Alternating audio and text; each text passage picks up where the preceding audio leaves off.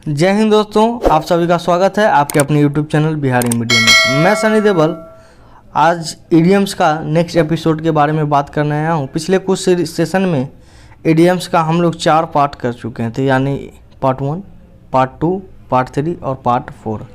उम्मीद है ये सेशन काफ़ी बढ़िया लगा होगा। ये सेशन ब्लैक बुक की कंप्लीट इडियम्स एंड फ्रेज की डिस्कशन चल रही है। तो जो भी छात्र नए आए हैं, पहले लिंक में जाकर डिस्क्रिप्शन बॉक्स में दे दिया गया है, तो वहाँ जाकर प्रीवियस पार्ट को देख लीजिए, फिर यहाँ से देखिएगा, ताकि चीज़ आसान हो जाए, समझने में कोई समस्या ना हो। तो चलिए स्टार्ट करते हैं क्लास को, समझते हैं आज का क्या क्या फंक्शन है कार्य करने का। देखिए, सबसे पहले हम आपको बताते हैं कि आपको जाकर सर्च करना है यूट्यूब पर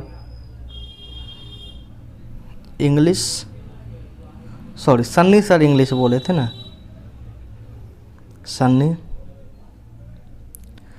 सन्नी सर इंग्लिश सर्च करना, सन्नी सर इंग्लिश, या आप इंग्लिश बाय सन्नी सर भी कर सकते हैं। दोनों में आ जाना चाहिए मेरा प्लेलिस्ट सबसे ऊपर। English by Sunny sir search कर ली या सन्नी सर इंग्लिश, दोनों बात बराबर है। और पिक्चर का क्वालिटी 360 होना चाहिए, ये हमेशा बोलते हैं ताकि कोई समस्या आपको न हो वीडियो देखने के दरमियान।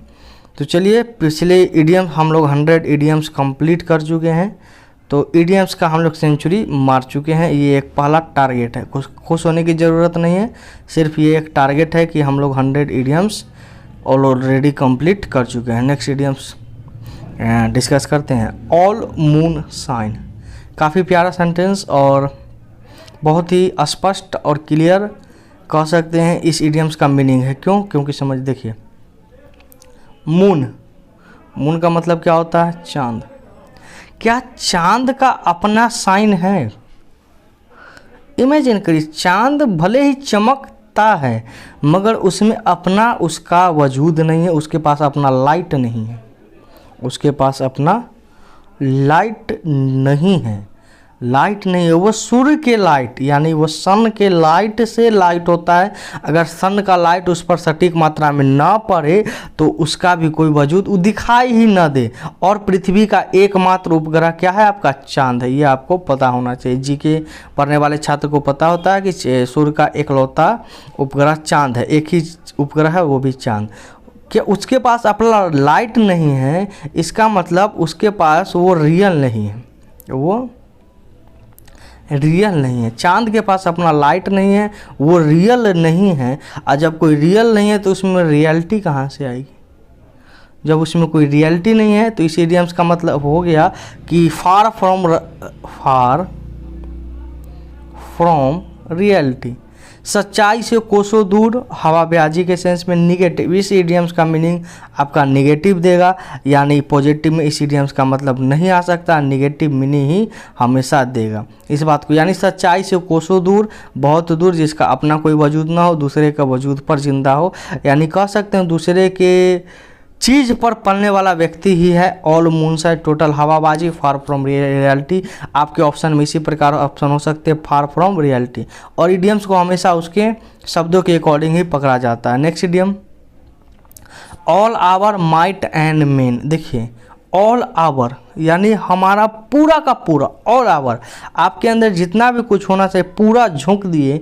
और माइट का 2 मतलब होता है, एक तो कैन कूड वाला माइट होता है, कैन कूड में माइट, आप पढ़े होंगे, कैन कूड में माइट। और एक माइट का मतलब होता है पावर, एक माइट का मतलब होता है पावर, यानी जो आप पूरा ताकत जो झोंक देते हैं किसी चीज़ में, उसी चीज़ के लिए एक कहीं ना कहीं शब्द 2 मीनिंग होता है। पहला मीनिंग कैन कूड के सेंस में आप लेते हैं और दूसरा माइट पावर के सेंस में लेते हैं।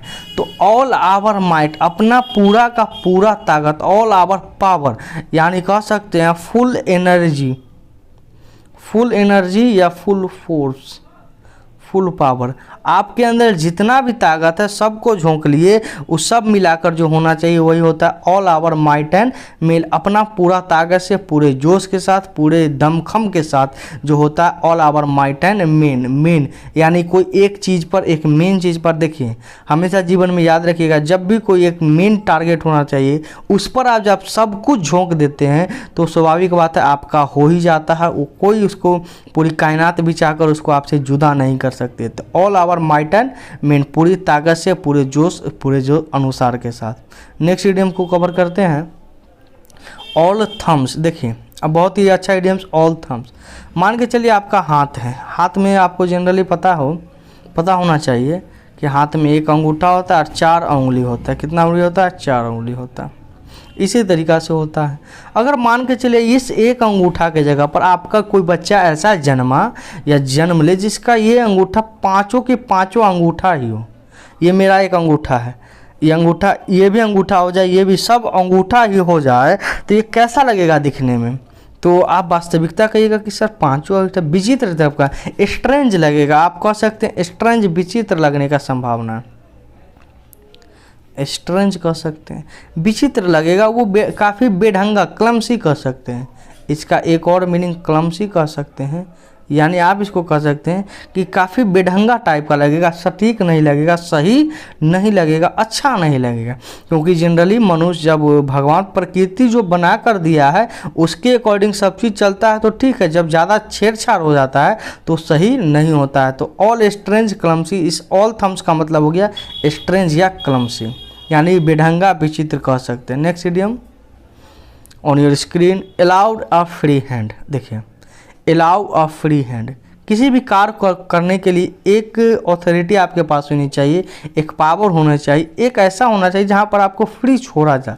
अलाउड अ फ्री हैंड का मीनिंग हो गया कि अपने मन मुताबिक, आप कह सकते हैं एक प्रकार का फ्रीनेस। आपको किसी भी कार्य करने के लिए एक स्वतंत्र रूप होना चाहिए। अगर किसी प्रकार का आप पर प्रेशर बनाया जाए तो वो काम उस अनुसार से आउटपुट नहीं देगा जिस अनुसार से देना चाहिए। तो अलाउ अ फ्री हैंड का मतलब हो गया फ्रीनेस, एक प्रकार का स्वतंत्र रूप से काम करने का तरीका कह सकते हैं, या स्वतंत्र रूप से कोई भी चीज़ को करने के लिए अलाउ अ फ्री हैंड का। अलाउ अ फ्री हैंड, इसका कोई एक्स्ट्रा मीनिंग नहीं, बस इसी को समझिए। अलाउ अ फ्री हैंड कि एक ऐसा चीज़ जिसको करने के लिए पर्याप्त आपको सब चीज़ का स्वतंत्र होना जरूरी है। Next idiom alma mater. देखिए अल्मा मैटर काफ़ी बेहतरीन और बहुत ही अच्छा इडियम्स अल्मा मैटर। देखिए इसका थोड़ा सा याद करना पड़ेगा क्योंकि इसका किसी प्रकार से निकल नहीं सकता है मीनिंग, तो याद करना पड़ेगा। समझिएगा अल्मा मैटर का होता है जहाँ से आप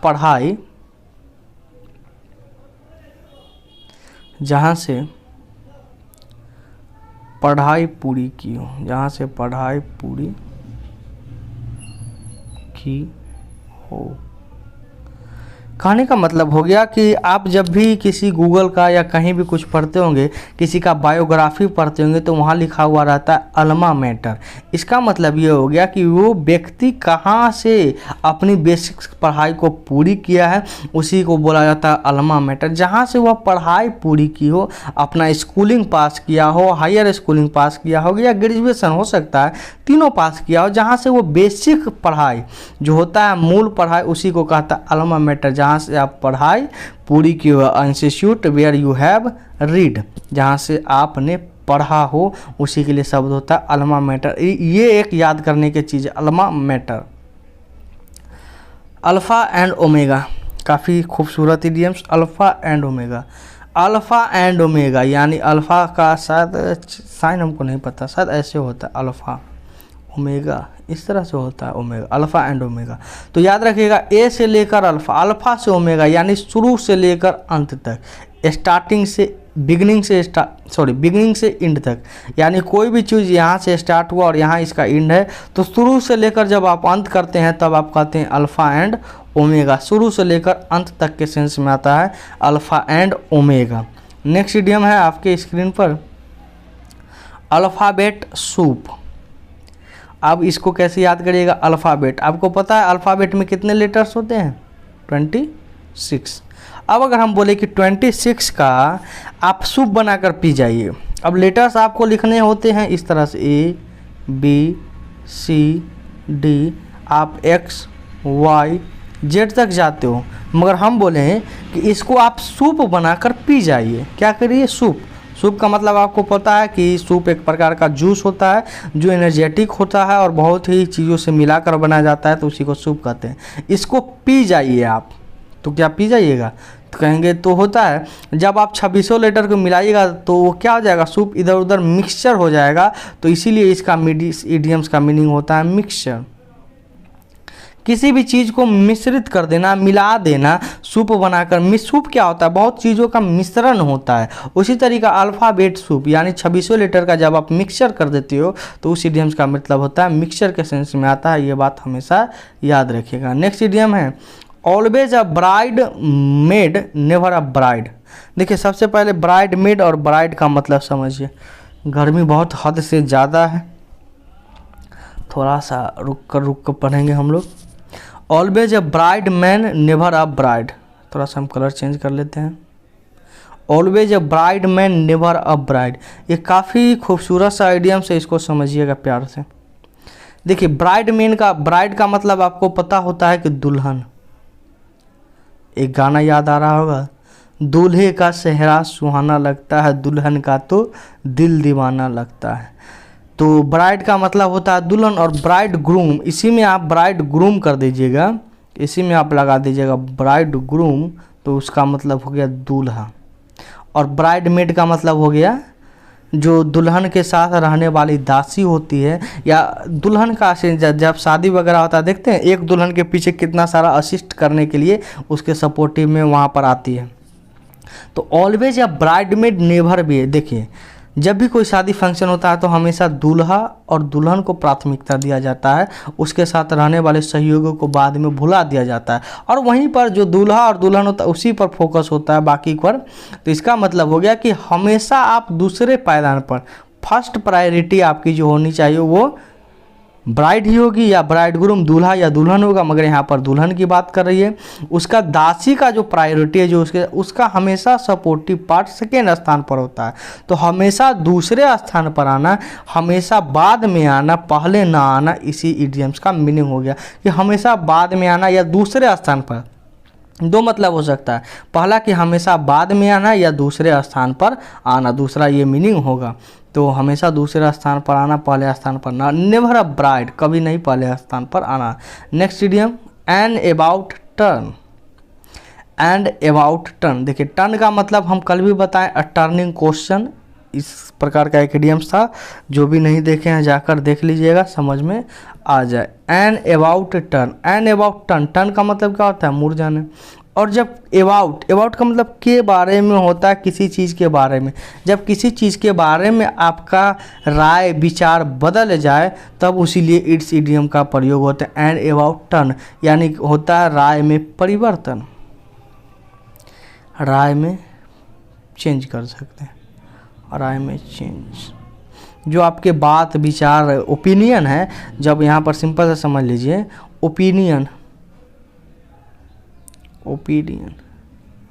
जो भी आपका ओपिनियन है, जो भी आपका कंक्लूजन है, उसमें जब आप चेंज कर देते हैं तब आप करते हैं एंड अबाउट टर्न, यानी किसी चीज़ में आपका परिवर्तन। मान के चलिए पहले आप समर्थन दे दिए किसी चीज़ में और फिर बदल गए। जनरली नेता लोग यही करता है, कभी किसी का समर्थन आता है बदल जाता है, कब क्या होगा कोई नहीं जानता। Next idioms on your screen. An account which is in the red, एक ऐसा अकाउंट जो हमेशा लाल खाता में। देखिए ये अकाउंट है, इसको लाल कर देते हैं, यहाँ हम लाल से दिखाते हैं। ये अकाउंट है आपका, हमेशा लाल से ही रहेगा। क्या रहेगा, लाल से। कोई भी खाता जब लाल हो जाता है यानी रेड होता है, तो इसका मतलब क्या, रेड आपका अकाउंट रेड कब होगा, जब आपके पास उस अकाउंट में इनफ पैसा न हो, इनफ पैसा ना हो, पर्याप्त पैसा। आपके पास जितना पैसा उस अकाउंट में होना चाहिए वो ना हो और माइनस में चला जाए, माइनस में, हम यहाँ माइनस का भी साइन दिए, माइनस में चल जाए तभी तो वो खाता रेड होगा। अन्यथा वो रेड, अगर मान के चलिए मेरे अकाउंट में 1000, 2000, 500 अगर है तो वो अकाउंट कभी रेड नहीं होगा। मगर वो अकाउंट है, मान के चलिए हम 1 रुपया नहीं रखते हैं और किसी चीज़ का चार्ज कट गया, तो चार्ज कहाँ से कटेगा, तो वो आपका माइनस कर देगा, ताकि जब भी आपका अकाउंट में पैसा है वो घप से काट लेगा। इसीलिए अकाउंट माइनस में भी होता है किसी चीज़ का। अब वो बैंक ही बता सकता है कि माइनस क्यों गया। तो एक ऐसा खाता जो हमेशा निगेटिव में हो, जिसके पास पर्याप्त न हो, तो वही होता है an account which is in the red. Next idiom and arm chair critic. सबसे पहले क्रिटिक का मतलब समझिए। क्रिटिक का मतलब होता क्या? What is the meaning of critic? It is very necessary. आप बहुत सारा मूवी देखते होंगे, मूवी, यहाँ पर कहानी को समझिए, मूवी देखते होंगे, जब मूवी का कोई भी रिव्यू आता होगा, जैसे अभी एक राधे मूवी आई थी, वो फ्लॉप हो गया, तो बहुत सारा रिव्यूअर उसको IMDR एक होती है वहाँ पर 1.5/10 दे दिया, यानी 10 में से 1.5 डेढ़ दे देता है, 2 देता है, 9.10 ये रहता है। तो इसका मतलब होता क्या है? रिव्यू का मतलब वो समझिए। क्रिटिक का मतलब होता है कि वो आलोचक होता है, वो न सही देखेगा न गलत देखेगा, ना ही आपका ट्रू देखेगा और ना ही आपका फॉल्स देखेगा, वो आपका देखेगा, जो भी चीज़ आप उसके सामने रखे उसका आपका पक्ष और विपक्ष देखता है, पक्ष और विपक्ष, यानी जो वो बनाया उसी का पक्ष और विपक्ष, और उसी के अकॉर्डिंग अपना निर्णय देना, उसी के अकॉर्डिंग कोई किसी कंक्लूजन, किसी के निर्णय को देता है, किसी डिसीजन को देता है, उसी के अकॉर्डिंग जब किसी को डिसीजन देता है तो उसी को क्रिटिक कहा जाता है। और क्रिटिक आपके अकॉर्डिंग नहीं देगा कि आप अच्छा आदमी है तो आपके बारे में अच्छा लिखेगा, नहीं, आपने जो काम किया, जैसे हम हुए, अगर मेरे बारे में कोई क्रिटिक कुछ बोलेगा तो वो मेरे अकॉर्डिंग नहीं बोलेगा कि हम क्या, वो बोलेगा कि हम अपना जीवन में क्या गलत किए, क्या सही, दोनों को रखेगा, फैक्ट को भी रखेगा, एडवांटेज को भी रखेगा और डिसएडवांटेज को भी रखता है, और उसके अकॉर्डिंग अंततः एक डिसीजन देता है और उसी के अकॉर्डिंग क्रिटिक होता है। तो क्रिटिक क्या होता है? आलोचक होता है, सीधा सा मतलब आलोचक। आप कितनों अच्छा कर लीजिए उसमें कुछ ना कुछ गलत निकालेगा, क्योंकि 100% तो कोई सही नहीं होता, कहीं ना कहीं निगेटिव होता है, तो निगेटिव को ऐड करके आपका पॉजिटिव चीज़ को गलत कर देता है, इसी को कहा जाता है क्रिटिक। नेक्स्ट इडियम है an article of faith. Faith का मतलब सबसे पहले समझिए होता है क्या? फेथ का मतलब होता है बिलीफ। बिलीफ का मतलब हो गया विश्वास, जहां आपका विश्वास है, और आर्टिकल का मतलब हो गया कोई भी वस्तु, यानी कोई भी ऐसी वस्तु या कोई भी ऐसी चीज़ जहां पर आप बिलीफ रखते हैं, विश्वास रखते हैं, यानी विश्वास का पात्र, कोई भी चीज़। इसका मतलब अगर शुद्ध इसका मीनिंग समझिएगा तब इसका मतलब होता है विश्वास का पात्र, विश्वास का पात्र, पात्र। अब पात्र का मतलब क्या होता है? तो पात्र का मतलब कोई वस्तु भी हो सकती है, कोई चीज़ भी हो सकती है, कोई व्यक्ति भी हो सकती है, तो यानी विश्वास का पात्र। Next idiom and axe to grind. Axe का मतलब कुल्हाड़ी, भैंस नहीं समझिएगा, सॉरी गधा नहीं समझना है, कुल्हाड़ी। तो ये कुल्हाड़ी होता है, इस प्रकार का कुल्हाड़ी, जहाँ से आप किसी का मर्डर कर सकते हैं, किसी चीज़ में इसका इस्तेमाल हो जाए। अब सीधा ग्राइंड का मतलब होता है पीसना। ग्राइंड का मतलब जो ग्राइंडर होता है आपके घर में भी होगा, ग्राइंड का मतलब होता है पीसना। तो कुल्हाड़ी का प्रयोग आप किस लिए करते हैं? तो कुल्हाड़ी जब चलाइएगा तो उसके पीछे कुछ वजह ना होना चाहिए, कुल माल मिलना चाहिए। देखना, अगर हम बोले कि सुबह से लेकर आप शाम तक कुल्हाड़ी चलाइए और हम आपको कुछ नहीं देंगे तो चलाइएगा? नहीं चलाइएगा। तो चलाइएगा तो उसके पीछे गए, तो इसका मतलब होता है कि एन एक्स टू ग्राइंड, इसके पीछे कोई अपना स्वार्थ होना चाहिए, अपना, इसके पीछे होना चाहिए अपना स्वार्थ, इसके पीछे कुछ ना कुछ स्वार्थ होना चाहिए। जब स्वार्थ नहीं होगा तब भाई काहे हम कुल्हाड़ी चलाएंगे? कुल्हाड़ी चला रहे हैं तो इसके पीछे कुछ ना कुछ स्वार्थ होना ही चाहिए। नेक्स्ट इडियम है एन आयरन व्हील। देखिए एंड आयरन व्हील, आयरन का मतलब होता है लोहा, और व्हील का मतलब एक तो इसका मॉडल के रूप में सेल, व्हील में, माइट में कर सकते, और एक व्हील का मतलब होता है power, force. And iron wheel का मतलब हो गया पावरफुल, एक ऐसा व्यक्ति जिसके पास स्ट्रांग हो, सीधा सा मतलब समझ सकते हैं स्ट्रांग, जो काफ़ी स्ट्रांग हो, अपने आप में मजबूत हो, उसी के लिए कहते हैं an iron wheel. Next idiom on your screen an open book. देखिए हम एक बताए थे a close book, a closed book, जो भी स्टूडेंट्स नहीं किए हैं प्रीवियस इडियम्स में इसका मीनिंग मिल जाएगा। एक क्लोज बुक्ड, इसी इडियम्स का जस्ट अपोजिट होता है, अ क्लोज बुक का ही अपोजिट होता है एन ओपन बुक। अब इसका अपोजिट कैसा? हम बताए थे कि किताब बंद है तो रहस्य किताब खुल गया तो मिस्ट्री भी ओपन हो गया। किताब जब तक बंद है उसके अंदर क्या लिखा हुआ है कोई नहीं जानता है, मगर जैसे ही किताब ओपन हो गया तो उसका सारा रहस्य बाहर आ जाता है। जितना भी होना चाहिए उसके अंदर क्या क्या है नहीं सब बाहर आ जाता है। तो एन ओपन बुक का मतलब हो गया सारा मिस्ट्री रिवील हो गया।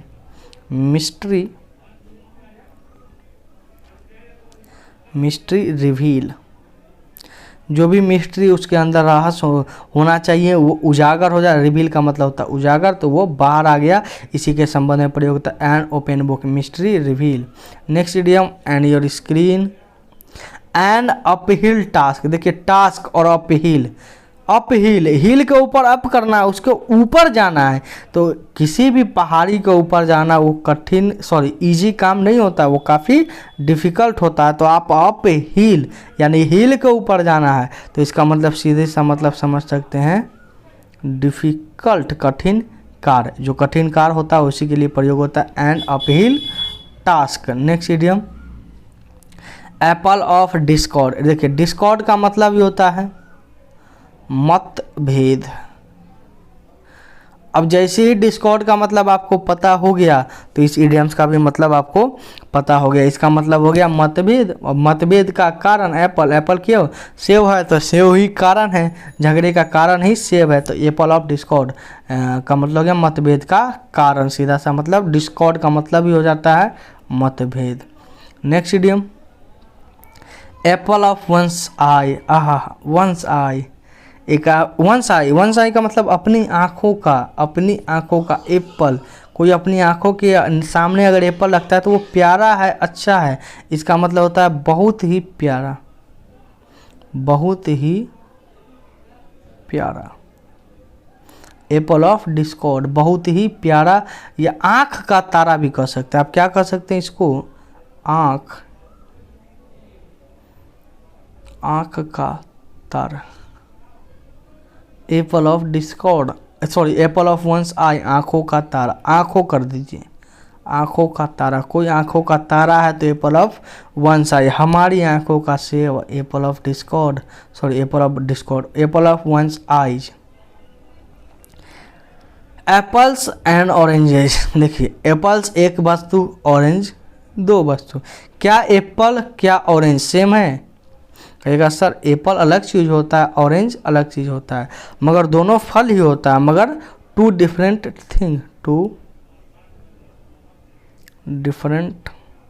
थिंग्स, दो अलग अलग वस्तुएं। अब दो अलग अलग, इसका एक और कई बार सभी टीचर्स बताते हैं कि दो अलग अलग वस्तु और दो विचित्र। अरे भाई जब दो अलग अलग कोई चीज़ है तो वो स्वाभाविक बात है दोनों में बनावट, आकार, व्यक्ति, वस्तु में अंतर होगा। तो अनलाइक भी कर सकते हैं डायरेक्ट आप, इसका मतलब अनलाइक, टू अनलाइक थिंग्स, दो अलग अलग एक साथ ना हो। लाइक का मतलब होता है समान और अनलाइक का मतलब होता है बेसमान, यानी दो अलग अलग वस्तु। Apple and oranges. आर्गस आइड। देखिए आर्गस आइड का मतलब सीधा सा मतलब समझ ऑब्जर्वेंट। कोई भी किसी भी चीज़ को एकदम चौकन्ना होगा, सीधा सा मतलब चौकन्ना। मेरा नाम है अन्ना, रहता हूँ चौकन्ना। सुनील शेट्टी का एक डायलॉग है, नाम है अन्ना, रहता हूँ एनी टाइम चौकन्ना। नाम है अन्ना, रहता हूँ एनी टाइम चौकन्ना, याद रखेंगे। तो चौकन्ना, आर्गस आइड का मतलब हो गया ऑब्जर्वेंट, जो एनी टाइम सटीक हो, चौकन्ना हो, जिसका नज़र, दृष्टि, बुद्धि सब चौकन्ना हो, उसी के लिए प्रयोग होता है आर्गस आइड। इस बात को आप हमेशा याद रखिएगा। नेक्स्ट इडियम होता है अराउंड द क्लॉक। ये आपका घड़ी बना लेते हैं, this is your watch and it's mean your time 12, 3, 6 and 9। Around the clock हो गया कि घड़ी के साथ से, जैसा जैसा घड़ी मूव कर रहा है, ये इधर हो गया क्लॉकवाइज और इसके ऐसे चलता है तो ये अपोजिट एंटी क्लॉकवाइज। जब वो कोई घड़ी चलता है तो वो अपने समय से और अपने अकॉर्डिंग क्लॉकवाइज चलता है। तो जब घड़ी के साथ चल रहे हैं, इसका मतलब जो काम आप कर रहे हैं घड़ी दिन समय के अनुसार किसी के अकॉर्डिंग समान काम करना, या दिन के साथ काम करना, दिन के साथ काम करना, कोई हड़बड़ी नहीं है, जब जो समय मिला उसके अकॉर्डिंग काम करेंगे, उसी लिए हो गया अराउंड द क्लॉक। इसका मतलब घड़ी के साथ साथ काम करना, कोई जल्दी नहीं, कोई बेचैनी नहीं, समय के अनुसार काम करना। Next idiom on your screen, as bald as a cue ball. देखिए जैसे ही एज वाला हो ना, एज वाला, तो इस एज के लिए आप पूरा इडियम से नहीं, उसके बीच वाला पढ़िए। बाल का मतलब क्या होता है? गंजा, बस हो गया। बाल का मतलब गंजा, यानी इस इडियम्स का मतलब गंजा से रिलेट करेगा। क्यू बॉल, क्यू का मतलब होता है, आप इस तरह का एक गेम देखे होंगे जहाँ पर एक बॉक्स बना रहता है टेबल, और उसके नीचे एक लंबा स्टिक रहता है, और स्टिक से झुक झुक कर इस तरह से मारता है। यहाँ पर छोटे छोटे बॉल्स होते हैं, और यहाँ पर एक घ्यू होता है, माने कि यहाँ पर होल होती है, और 6 प्रकार का होल होता है, और बॉल को मारना होता है लंबे स्टिक के साथ। उसमें आप उसी को, जो बॉल होता है ना प्लेन वाला, उसी को बोला जाता है क्यू बॉल। तो वो क्यू बॉल कम्प्लीटली प्लेन होता है, उसमें किसी भी प्रकार का मतलब, तो एकदम प्लेन होता है, मतलब स्लिप टाइप का, जहाँ पर एक ऐसा प्लेन जहाँ पर स्लिप कर जाए कोई चीज़, इस तरह से। तो बाल्ड का मतलब भी होता है एक ऐसा गंजा जो पूरा कम्प्लीटली बाल्ड हो, जिसके सर पर एक भी बाल ना हो। अब गंजा का बहुत प्रकार का होता है, जैसे मेरा थोड़ा सा बाल इधर से गायब है, तो ये हम कम्प्लीटली बाल्ड नहीं है। जिसका पूरा टकला हो, जैसे विशाल डंडलानी, विशाल डडलानी, ये सिंगर है बहुत ही अच्छे, और इंडियन आइडल में भी रहते हैं, नेहा कक्कर के साथ जो बैठते हैं उसी का नाम है विशाल डड, पूरा कम्प्लीटली बाल्ड है उसमें। तो as bald as a cue ball के लिए ये प्रयोग होता है। Next idiom, as clear as mud. बस हम बता दिए हैं, एज का जैसे ही जुड़े उसके बीच का समझिएगा। तो इस इडियम्स का आपको कमेंट करके बताना है, क्योंकि हम इसका कॉन्सेप्ट बता, जैसे ही एज है उसके नीचे वाला, सॉरी उसके बीच वाला को पकड़िए, इडियम्स का मीनिंग आपके पास होगा। Next idiom, as daft, same meaning, as daft as a brush. As और एज से जुड़ गया, इसके जस्ट बीच वाला पकड़िए। डाफ्ट, डाफ्ट का मतलब क्या होता है? सिली। तो सिली या फुलिश, बेवकूफ़, तो इस इडियम्स का मतलब सिली या फुलिश से ही होगा। Next idiom, as fit. क्या है? As fit. अब जैसे ही फिट है, एज से जुड़ रहा है, सॉरी एज से जुड़ रहा है, तो एज के नीचे एज के बीच में देखिए फिट, तो फिट का मतलब क्या होता है? स्ट्रॉन्ग। इस इडियम्स का भी मीनिंग आपके पास एज से कनेक्ट हो रहा है, और जैसे ही एज से कनेक्ट हो तो इसके बीच वाला को आपको पकड़ना है, आपका इडियम्स का मीनिंग आपके पास है। Next idiom, as hard. अब हम नहीं बताएंगे, एज से कनेक्ट हो रहा है, उसके बीच वाला को पकड़िए, इडियम्स का मीनिंग आपके पास होगा, कोई समस्या नहीं होगा। तो इस इडियम्स का भी मीनिंग, जितना भी हम एज वाला बोल रहे हैं ना, एज उसका इडियम्स का आपको कमेंट करके बताना है। Next idiom, as high. As high as a cat. High, high का मतलब होता है ऊंचा, तो यानी इस इडियम्स का जब भी कोई मीनिंग होगा तो ऊंचा सही होगा, और अ काइट। बस इसका सेंस पकड़ लीजिए, इसका मीनिंग आपको समझ में आ जाएगा, कोई समस्या नहीं होगा। Next idiom, as the crow fly. As the crow fly. अब कौवा कितना दूर पर उड़ता है बताइए? कौवा कितना दूर पर उड़ता है? क्रो का मतलब होता है कौवा, तो कौवा ज़्यादा ऊंचाई पर नहीं, बहुत ऊंचा जाकर नहीं उड़ता है। जो छोटा पक्षी होता है वो नीचे ही नीचे उड़ता है, ज़्यादा ऊंचाई पर नहीं उड़ता है। तो एज द क्रो फ्लाइज का मतलब हो गया at a short distance, at a जो लॉन्ग टर्म ना हो, शॉर्ट टर्म हो, उसी के लिए प्रयोग होता है as the crow flies. Next idiom on your screen, ask the trouble. अब आस्क द ट्रबल, ट्रबल का मतलब होता है परेशानी, और आस्क, आस्क का मतलब होता है पूछना। आस्क का क्या मतलब होता है? आस्क का मतलब होता है पूछना,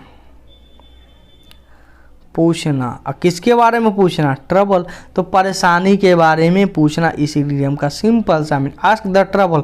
ट्रबल का मतलब परेशानी, बाधा, और आस्क, आस्क का मतलब होता है पूछना, तो परेशानी के बारे में पूछना इस इडियम का मीनिंग हो जाएगा। Next idiom, assume airs. Air का मतलब क्या होता है? तो एयर का मतलब होता है हवा। हवा, हवा, इडियम्स का मतलब याद करिए, हवा, हवाई नाम है, हवाबाजी। एज्यूम हियर, टोटली प्रिटेंड, दिखाना कि हम ये हैं वो हैं, फलना है ढिमकाना है, मेरे पास ये है वो है, जबकि वास्तविकता में कुछ होता नहीं, तब प्रयोग होता है एज्यूम ईयर्स, यानी हवाबाजी करना, टोटली इधर से उधर प्रिटेंड करना, कुछ है नहीं, इसलिए प्रयोग करता है एज्यूम ईयर्स। तो आज 30 इडियम्स का हम लोग डिस्कशन कर चुके हैं, 30 इडियम्स का डिस्कशन हो चुका है, 100 to 130 तक डिस्कशन हो गया है। नेक्स्ट इडियम हम लोग अगले क्लास में डिस्कस करेंगे, तब तक इस चैनल के साथ बने रहिए। अगर चैनल पर नए हैं तो सब्सक्राइब करना ना भूलिएगा, बेल आइकन भी दबा लीजिएगा और वीडियो को शेयर करना है, क्या करना है, शेयर। मिलते हैं हम लोग नेक्स्ट वीडियो में, तब तक के लिए इस चैनल के साथ बने रहिए। आपका दिन शुभ हो, हैव अ नाइस डे, धन्यवाद।